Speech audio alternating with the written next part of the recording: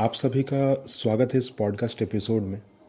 और फ़िलहाल हम लोग जो है 10th क्लास के एग्ज़ाम की बात करने वाले हैं, क्योंकि फ़िलहाल दिसंबर का टाइम है, जनवरी आने वाली है और फरवरी जो शुरुआत है फरवरी की, उसमें एग्ज़ामिनेशन नोटिस और प्रैक्टिकल एग्ज़ाम बच्चों को बता दिया जाएगा और भी तरीके से जो है बच्चों को तैयार किया जाएगा।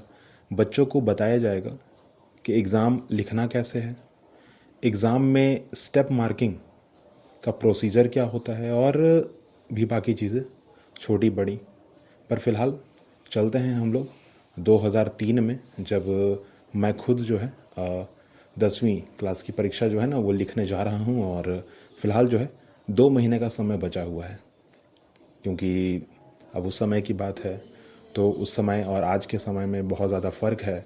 जबकि मैंने अभी फ़िलहाल ना 10वीं की बुक देखी ना, तो मुझे लगा कि इसमें बहुत सारे ऐसे चैप्टर्स हैं जो कि है ही नहीं, कम हो गया है सिलेबस, बहुत ज़्यादा ही नहीं है। मतलब उस समय कहाँ 15-20 चैप्टर हुआ करते थे, ठीक है।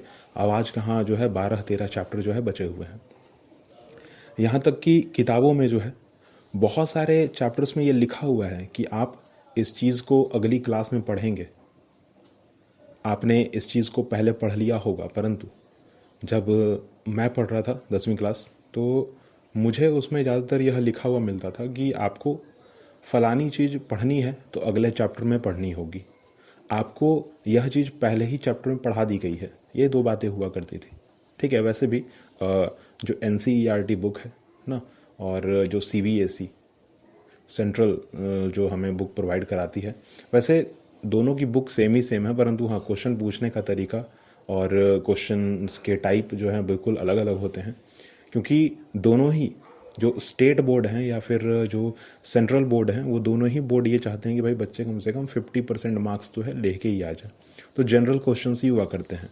और जनरल क्वेश्चन भी कैसे, जनरल क्वेश्चन भी tick the correct, match the following, one words, ठीक है, स्टेटमेंट, केस बेस्ड, फिर डिक्लेरेशन ना। और क्वेश्चन आंसर तो बहुत छोटा ही होता है, मतलब बहुत कम होता है अभी फ़िलहाल।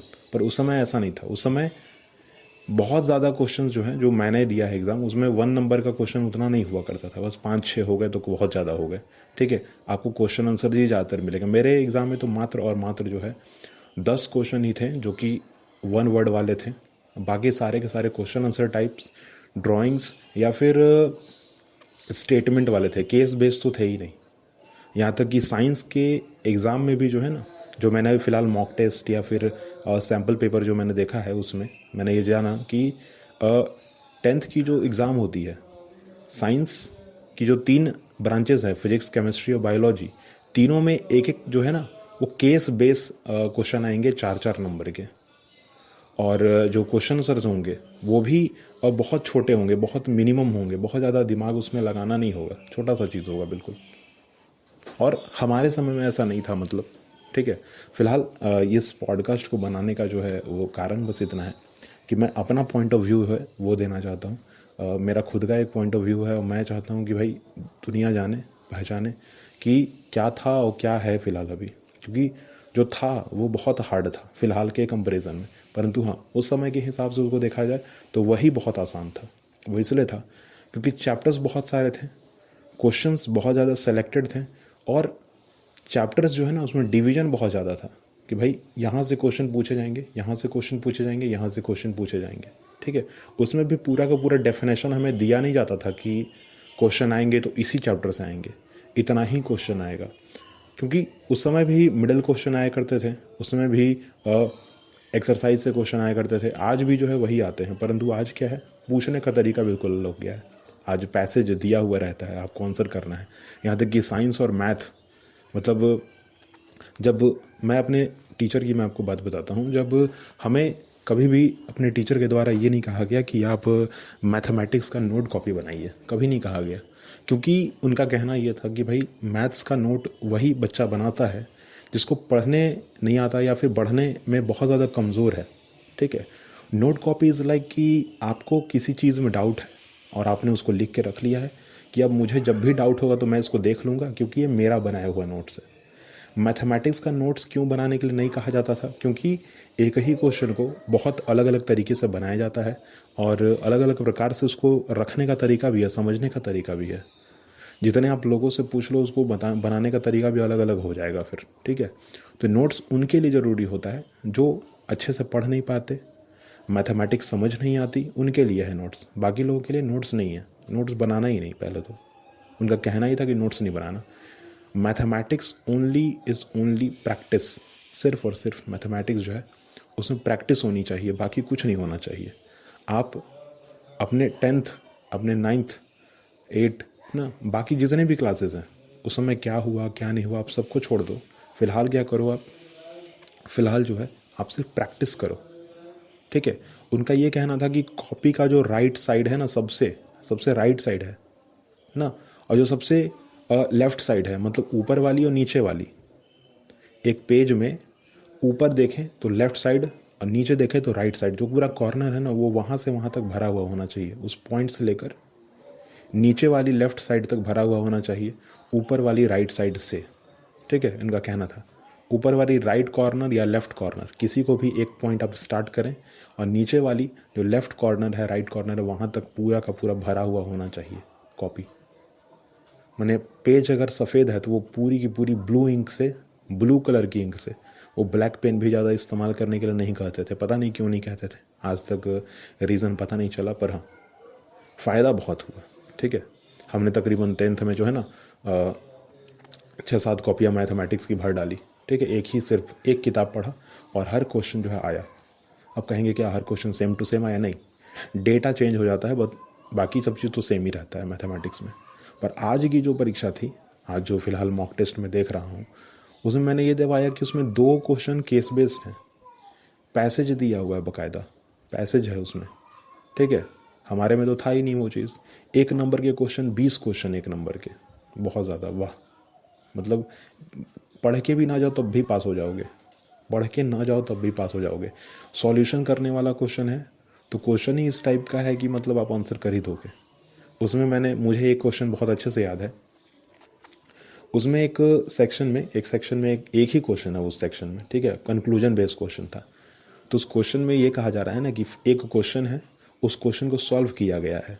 अब वो जो सॉल्व किया गया क्वेश्चन है, आप स्टूडेंट से बस ये पूछा जा रहा है ना कि वो जो सॉल्व किया हुआ क्वेश्चन है क्या किसी और तरीके से सॉल्यूशन हो सकता है, अगर हो सकता है तो कैसे।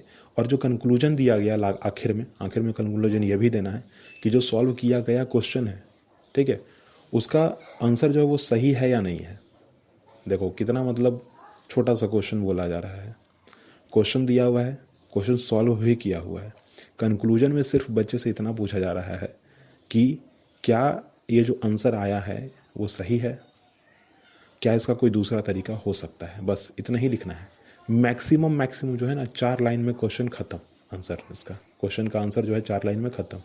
क्योंकि सॉल्व भी करना नहीं है, सिर्फ बताना है कि हो सकता है कि नहीं हो सकता है, और जो टर्म है बस उसको लिखना है और कुछ नहीं। जैसे कि फॉर एग्जांपल सब्स्टिट्यूशन मेथड, ठीक है, एलिमिनेशन मेथड, और भी अलग अलग चैप्टर में अलग अलग मेथड्स हैं। जैसे कि कोऑर्डिनेट ज्योमेट्री अगर पढ़ें तो हम लोग पता चलता है एक सेक्शन फार्मूला होता है, SECTION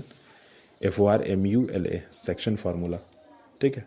तो ऐसे ऐसे चीज़ें, बहुत सारी चीज़ें हैं, और फिलहाल उसमें ये सब चीज़ लिखा हुआ है। मतलब टीचर और जो बोर्ड है, बोर्ड मतलब जैक बोर्ड या CBSE बोर्ड, बिहार बोर्ड, ठीक है, राजस्थान बोर्ड, यूपी बोर्ड, और बाकी जितने भी स्टेट गवर्नमेंट्स हैं, वो सभी गवर्नमेंट्स और सभी जो गवर्नमेंट एग्ज़ाम हो रही हैं फिलहाल 10वीं की, वो यही चाहती है कि भाई बच्चा कम से कम पास तो हो ही जाए, एनी हाउ। परंतु आपको ये डेटा जानकर बड़ा मतलब आश्चर्य होगा कि जो बच्चे हैं ना वो फिर भी फेल हो रहे हैं, ठीक है। और भी 1-2 लोग की संख्या में नहीं, 1 लाख 2 लाख ऐसे बच्चे फेल हो जा रहे हैं। 50,000, 60,000, 70,000, स्टेट वाइज देखा जाए तो मतलब 20 से 30,000, 50,000, 1 लाख तो मिनिमम है। मतलब वो मिनिमम तो 1 लाख, 1 लाख तो फेल होंगे ही होंगे हर साल, ये देखा जाता है, मतलब ये आंकड़ा है, ठीक है। और एक और बात बीच में शेयर करना है, ठीक है, 10th क्लास की बात है। अभी आप देखोगे ना कि मार्केट में बहुत सारे जो है ना सैम्पल पेपर्स आ चुके हैं, 15 sample paper, 10 sample papers, most appropriate, most क्या कह सकते हैं उसको, जो सबसे ज़्यादा आ सकता है, क्वेश्चन आने की संभावना बहुत ज़्यादा है ना। मोस्ट एक्सपेक्टेड क्वेश्चन के जो अंडर में बहुत सारे टर्म है वो आ सकते हैं। Most expected questions, most expected terminology, most expected topic, most expected chapters, ठीक है। यहाँ तक कि चैप्टर के बहुत ज़्यादा शॉर्ट नोट्स दिए गए हैं, वहाँ पर बाकायदा लिखी हुई है टाइमिंग की, कितनी टाइमिंग होती है। उस समय हमारे समय में ये नहीं था, मतलब 2003 में तो ऐसे आते ही नहीं थे। 4 पेपर कहीं जहाँ तहाँ से फ़ोटोकॉपी मिल गई तो मिल गई, बहुत ज़्यादा है, वरना ऐसे मिला नहीं करती थी। जो बहुत अमीर हुआ करते थे उनको मिल जाया करता था भाई, वो लोग बाहर से मंगवा लिया करते थे, परंतु हमारे लिए नहीं मिलता था। और एक एक एक प्रश्न बीच में भी, एक प्रश्न मैं पूछ रहा हूँ, आपसे ही पूछ रहा हूँ, ठीक है। क्या आपसे कभी भी मम्मी पापा ने या आपके टीचर ने आपसे कभी ये कहा है कि देखो देखो इस सैम्पल पेपर में टॉपर जो है ना उसका कॉपी का फ़ोटो कॉपी चिपकाया हुआ है, प्रिंट किया हुआ है, क्या तुमसे हम उम्मीद कर लें ये बात? क्योंकि जब मैंने खुद देखा आज के सैम्पल पेपर में, चाहे वो मैथ हो, चाहे वो साइंस हो, एसएसटी हो, इंग्लिश हो, संस्कृत हो, या और भी जितने भी सब्जेक्ट्स हैं, ठीक है, कंप्यूटर भी, ठीक है, इन सभी में टॉपर का कॉपी उसमें चिपकाया हुआ है, उसमें पेस्ट किया हुआ है, क्वेश्चन लिख के। क्वेश्चन तो प्रिंटेड ही है, परंतु जो कॉपी है ना उसकी फ़ोटो कॉपी चिपकाई हुई है वहाँ पे।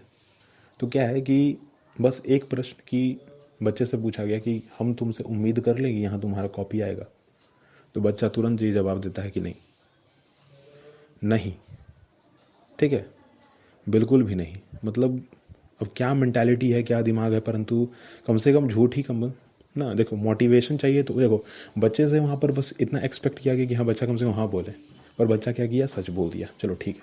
उसके लिए उसको अप्रिशिएट करना ही होगा और करना ही चाहिए हमें कि बच्चा कम से कम जो है सच तो बोल ही रहा है, ठीक है। परंतु वहाँ पर जो है बच्चे के ऊपर जो है पिताजी हाथ फेर देते हैं और कहते हैं कम से कम झूठ ही तो बोलो।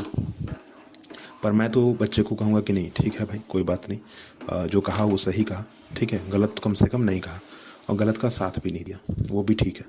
वो इसलिए कह रहा हूँ ना क्योंकि अब हम उसको नहीं सिखाएंगे तो कौन सिखाएगा, ठीक है। बच्चा अगर गलत कर रहा है तो हमारी जिम्मेदारी बनती है कि हम उसे ठीक करें, कैसे करें, किस प्रकार करें। बच्चे को खुद उम्मीद नहीं है कि हम कर पाएंगे, बच्चे को बस इतना उम्मीद है कि हम जैसे तैसे करके पास हो जाएं, बस ठीक ठाक मेरा जो है प्रमोशन हो जाए, और कुछ नहीं। हम उस 1 लाख 2 लाख के बच्चों के बीच में ना जाए जो फेल हो जाते हैं, जो आखिर में जाके कंपार्ट का एग्ज़ाम देंगे ना, जो ग्रेस मार्क वाले होते हैं ना, ग्रेस एग्ज़ाम, मैं उसे ग्रेस एग्ज़ाम कहता हूँ, मैं उसे दोबारा एग्ज़ाम कहता हूँ, क्योंकि जो बच्चे फेल हो जाते हैं उनको दोबारा एग्ज़ाम दिलवाया जाता है। अगर वो पास हो गए तो ठीक, नहीं तो फिर नहीं, ठीक है।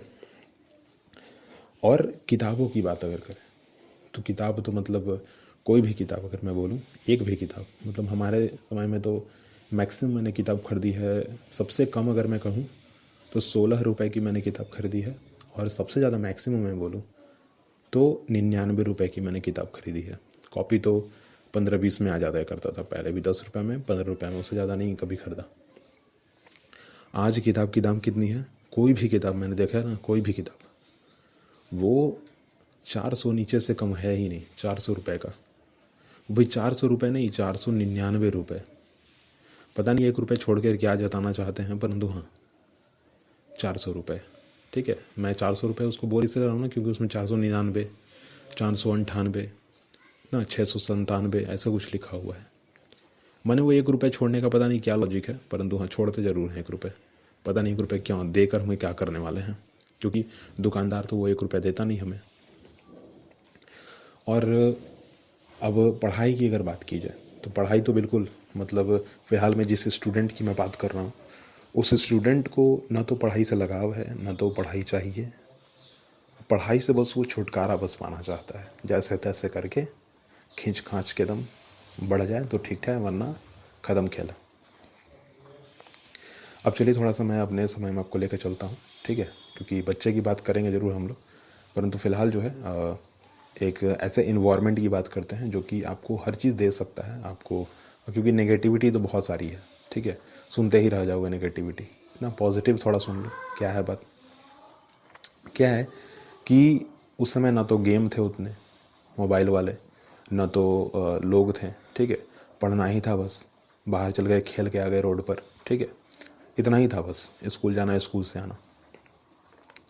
तो ज़्यादातर सरकारी स्कूल जो थे वो 9 बजे से स्टार्ट होते थे, शाम के 3-4 बजे तक चलते थे।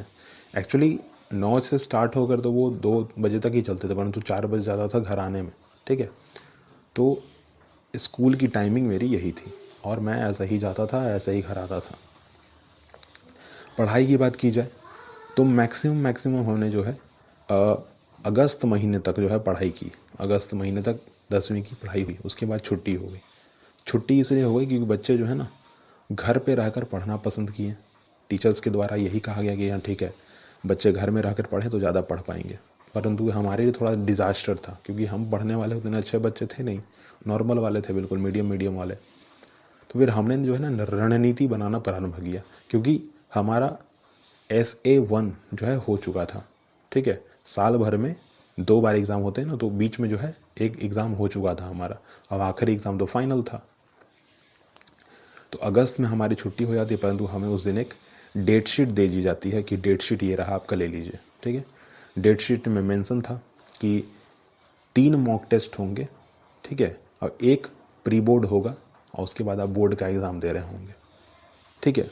अगस्त के बाद सितंबर, अक्टूबर, नवंबर, दिसंबर, ठीक है, और जनवरी और फरवरी में हमारा एग्ज़ाम स्टार्ट था 17 फरवरी से। तो हमने जो है अगस्त के बाद सितंबर जैसे ही ख़त्म हुआ तो उसके बाद तुरंत हमने एक मॉक टेस्ट दिया। उसके 1 महीने बाद फिर से एक मॉक टेस्ट आया। उसके 1 महीने बाद नहीं, उसी महीने के जस्ट बाद जो है हमें जो है तुरंत प्री बोर्ड देना था। उसके बाद क्योंकि बोर्ड ही था, बीच में प्रैक्टिकल बाकी सारे एग्ज़ाम भी चल रहे थे। हमने जो है ये पूरी की पूरी कोशिश की कि भाई हमारी जो है ना कम से कम जो है प्रैक्टिकल में, क्योंकि उस समय मैथमेटिक्स में ज्योमेट्री वाली जो सेक्शन था हमारा ना, वो चैप्टर था ज्योमेट्री का उस समय। अभी बुक में नहीं है ज्योमेट्री का चैप्टर, उस समय ज्योमेट्री का चैप्टर था, इसलिए उसका प्रैक्टिकल हुआ करता था। तो एक मैथमेटिक्स में प्रैक्टिकल 20 मार्क्स का, उसके बाद हमारी जो है वो साइंस में जो है, साइंस में, ठीक है, 20 मार्क्स का उसमें प्रैक्टिकल था। हमारी SST में प्रैक्टिकल था। SST में कुछ ऐसे चैप्टर्स थे जिसमें बाकायदा हमसे पूछा जाता था। जियोग्राफी हो गया, ठीक है, सिविक्स हो गया, इकोनॉमिक्स हो गया, ठीक है, उसमें प्रैक्टिकल था हमारा। तो उसमें हमें पर्टिकुलर दिया गया कि हाँ ये काम आपको करना है। तो SST, साइंस और मैथ, ये 3 चीज़ हमारे फिक्स हो चुके थे कि हमें प्रैक्टिकल करना है। एक इंग्लिश थी, एक हिंदी थी और एक संस्कृत थी जो हमने एडिशनल में ली हुई थी, ठीक है।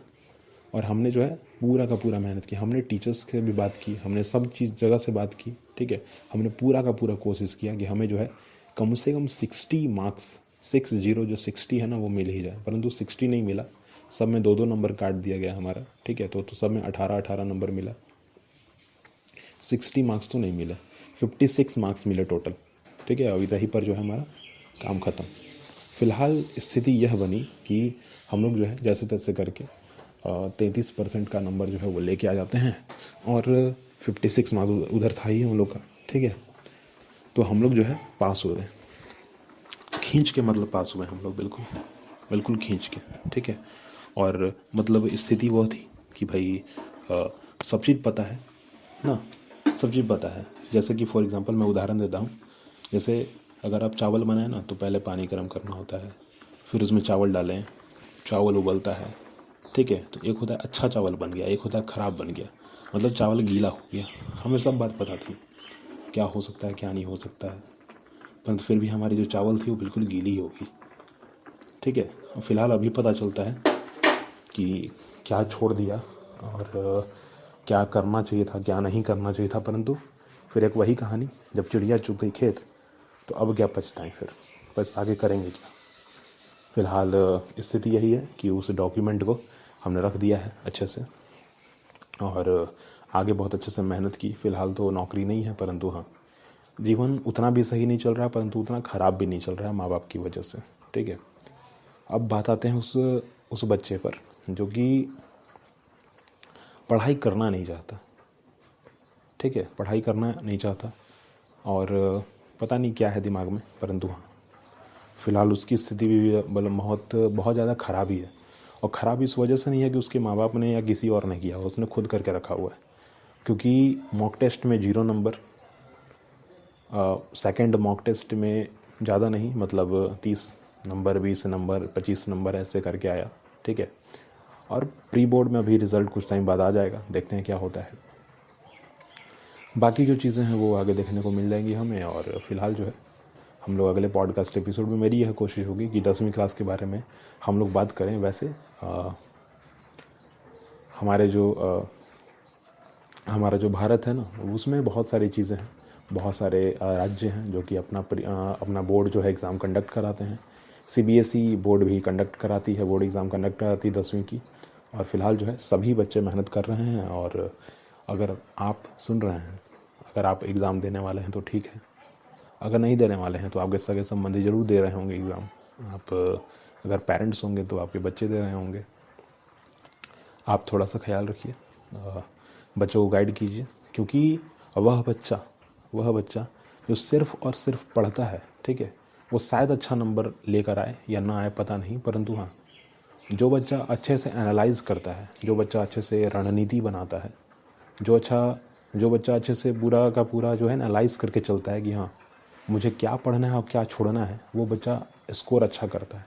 तो अभी ध्यान दीजिए, अगर बच्चे पढ़ने वाले नहीं हैं या बच्चे बहुत कम पढ़ पाते हैं या उनको पढ़ने में उतना रुचि नहीं है, तो आप कम से कम उन्हें एनालाइज़ करके दे दीजिए। आप उन्हें ट्रेंड जो फॉलो हुआ करता है हमेशा से, वो ट्रेंड दे दिया करिए, और बच्चे ज़रूर हैं कि पास हो जाएंगे। फ़िलहाल हम लोग मिलेंगे अगले पॉडकास्ट एपिसोड में। मेरी यह कोशिश होगी कि 10वीं जो कक्षा है उसके विषय में और बातचीत की जाए। मैं अपने पूरी की पूरी जो मेरी जर्नी है, मेरी कोशिश होगी कि मैं आपको बताऊं, और ज़रूर मैं बताऊंगा, ठीक है। तो आप इंतज़ार कीजिएगा, हम लोग मिलेंगे जल्दी ही, ठीक है। और तुरंत मतलब, ठीक है, कुछ ही दिनों बाद 1 जनवरी से पहले हम लोग की बात वापस हो जाएगी, ठीक है। Thank you.